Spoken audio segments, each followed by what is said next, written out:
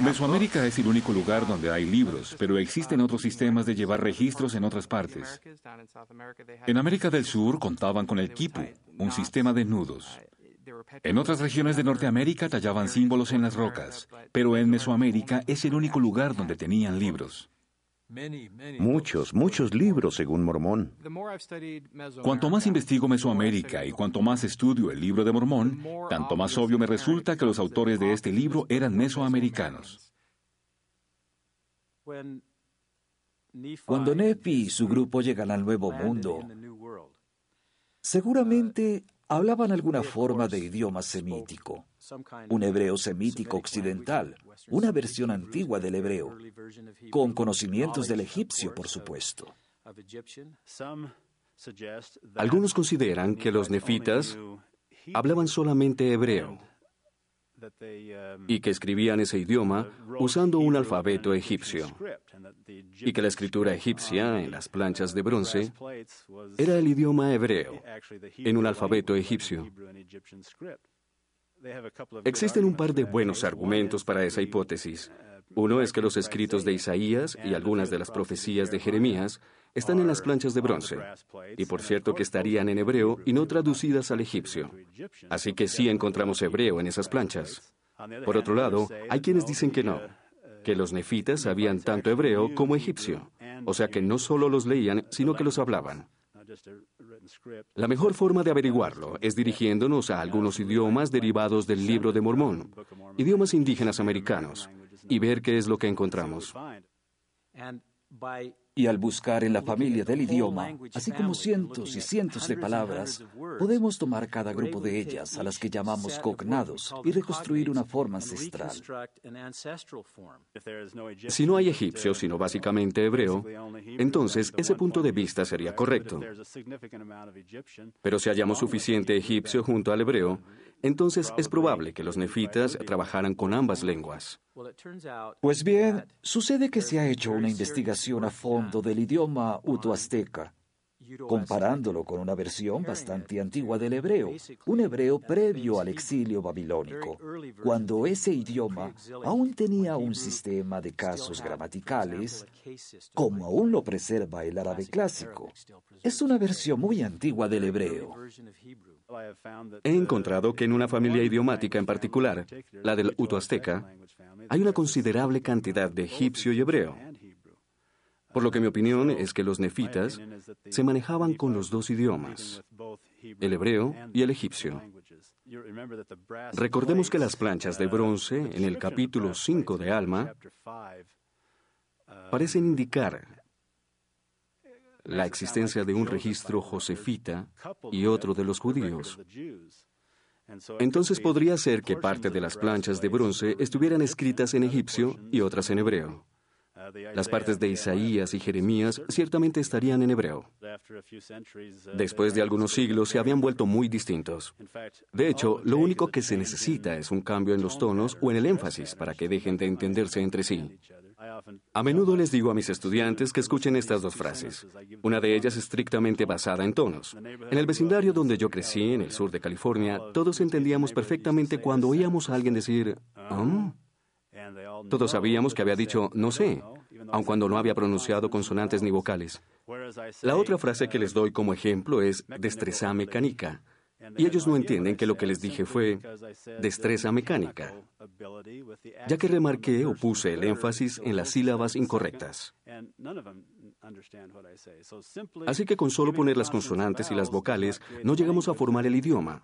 Muchas veces el tono y el énfasis son elementos más importantes que los sonidos que emitimos. Un simple cambio en el énfasis y una considerable alteración en el vocabulario puede fácilmente hacer que esos dos idiomas resulten totalmente foráneos el uno para el otro. Además del hecho de que los nefitas quizás hablaran una combinación de hebreo y egipcio que incorporara muchos de los elementos del otro idioma para tratar de entender a los mulequitas, que habían cambiado su lengua con el paso del tiempo. Algunos de los artefactos que aparecen en el idioma que nos permiten saber algo de la lengua de los nefitas son cosas tales como construcciones muy peculiares normales en el hebreo, pero que no lo son en nuestra forma de hablar.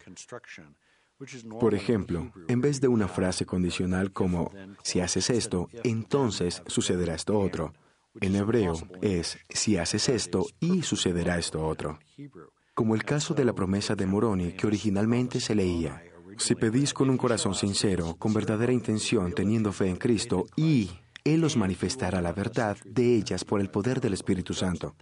Así estaba en los manuscritos originales del Libro de Mormón en inglés en 1830, pero se le quitó la I, no porque fuera incorrecto en hebreo, sino porque no tenía ningún sentido en inglés. Es una construcción horrorosa, que no obedece a la forma como se hablaba en la época de José Smith, y tampoco a la manera como se hablaba en ninguna otra parte, ni siquiera en los dialectos conocidos. Es una construcción muy poco común. También ocurre muchas veces en el Amán y en otras partes del Libro de Mormón. Cuando uno traduce, jamás se logra una traducción que pueda considerarse perfecta. Hay veces que cuando se traduce de un idioma a otro, se pasan modismos de la lengua original. Y la construcción que vimos en los manuscritos originales o en la edición de 1830 del pasaje de Moroni 10, 4 y 5 es buen hebreo y también aceptable en egipcio, pero imposible en inglés. Los críticos a menudo dicen que José Smith simplemente imitó el lenguaje bíblico del rey Santiago al escribir el Libro de Mormón. Pero de hecho, el Libro de Mormón es mucho peor. Los colaboradores del rey Santiago suavizaron bastante la gramática hebrea, mientras que el Libro de Mormón conserva el estilo torpe que caracteriza una traducción hecha de un idioma del cercano oriente. Por ejemplo, el empleo del gerundio como habiendo hecho esto, habiendo hecho aquello, es típico de las lenguas semíticas y del egipcio. En el Libro de Mormón encontramos una frase que abarca varios versículos con múltiples usos del gerundio.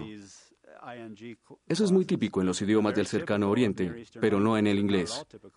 Y si por otro lado nos fijamos en los escritos personales de José Smith, veremos que se expresa muy elocuentemente.